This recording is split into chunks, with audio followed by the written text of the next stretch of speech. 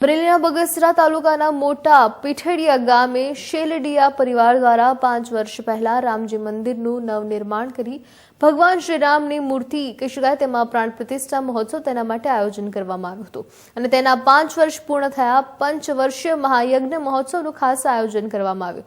વાત કરીએ સાંજના 4 વાગે યજ્ઞની પૂર્ણાહુતિ અને 4:30 વાગે મહાઆરતીનું પણ ખાસ આયોજન કરવામાં આવ્યું, જેમાં ગામ લોકો સહિત ભાવિ ભક્તો પણ બહોળી સંખ્યામાં ઉપસ્થિત રહ્યા।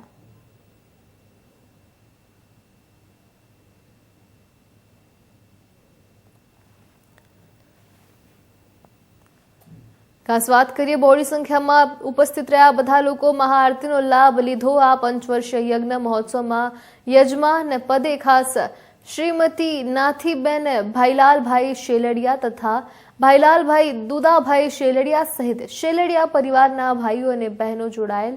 આ યજ્ઞ મહોત્સવમાં ખાસ ભોજન ભજન અને ભક્તિનો ત્રિવેણી સંગમ જોવા મળ્યો।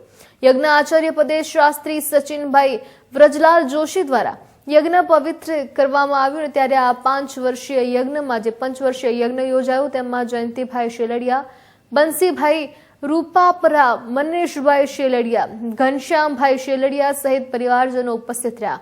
પંચવર્ષીય યજ્ઞ છે યજ્ઞ મહોત્સવની ખાસ પૂર્ણાહુતિ કરવામાં આવી અને તેમાં ખાસ પૂર્વ સરપંચ ચંદુભાઈ નાકરિયાએ પણ આ સમગ્ર વાત જણાવી।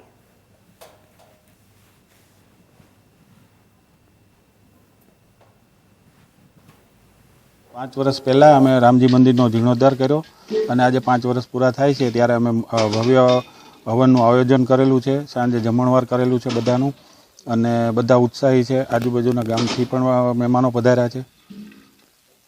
આખા ગામની મહાઆરતીનું આયોજન કરેલું છે। આજે અમારા ગામની અંદર રામજી મંદિર કે 5 વર્ષ પહેલાં ભાઈલાલભાઈ દુદાભાઈ શેલડિયા જે બગસરાના ભામાસા કહેવાય તેમણે બનાવેલું હતું। તેમના 5 વર્ષ પૂરા થયા તો આજે ભવ્ય હવનનું આયોજન કરેલું છે અને સાંજે 5 વાગે મહાઆરતી કે આખા ગામના સજોડે આરતી ઉતારી અને આ હવન પૂર્ણ થતી ઉપર લઈ જવાના છે અને બહુ સરસ આયોજન કર્યું છે। હર વખતે કે અમારા ગામના દાતા છે તે હર વખતે ગામની માટે આવા નવા કાર્ય કરતા રહે છે, તે બદલ અમે એનો આભાર માનીએ છીએ।